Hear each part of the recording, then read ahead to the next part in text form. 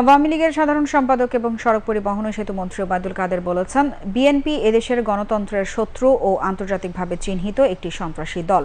তিনি আজ গণমাধ্যমে পাঠানো বিবৃতিতে আরও বলেন, বিএনপির নীতি, আদর্শ ও কর্মপন্থা গণতান্ত্রিক মূল্যবোধের পরিপন্থী।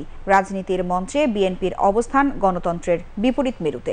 সামরিক স্বৈরাচারের হাতে প্রতিষ্ঠিত বিএনপি গায়ে গণতন্ত্রের আলখেল্লা জড়ালেও ভেতরে অগণতান্ত্রিক প্রেতাত্মাকে ধারণ করে।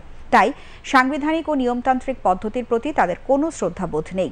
অগণতান্ত্রিক শক্তির প্রতিভা বিএনপি সর্বদাই গণতান্ত্রিক ও স্থিতিশীল পরিবেশ বিনষ্ট করার ষড়যন্ত্রে লিপ্ত।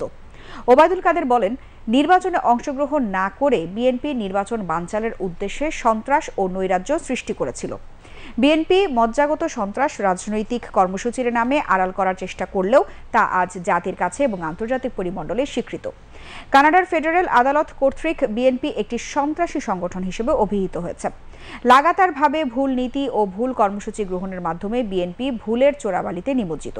এখান থেকে উত্তরণের জন্য তাদের স্বভাবজাত পদক্ষেপ গ্রহণের মধ্য দিয়ে তারা আরও গভীরে পড়ে যায়। বিএনপির রাজনীতি চরমভাবে দুর্দশাগ্রস্ত। ওবায়দুল কাদের বলেন, এই ভুল রাজনীতির কারণে বিএনপির নেতাকর্মীরা হতাশাগ্রস্ত।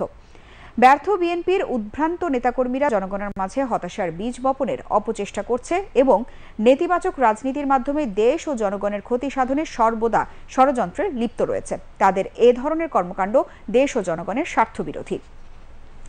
ওবায়দুল কাদের বলেন, বঙ্গবন্ধু কন্যা শেখ হাসিনার নেতৃত্বে আওয়ামী লীগের নেতাকর্মীরা এদেশের স্বাধীনতা, সার্বভৌমত্ব ও গণতন্ত্র রক্ষার জন্য নিরলসভাবে কাজ করে যাচ্ছে।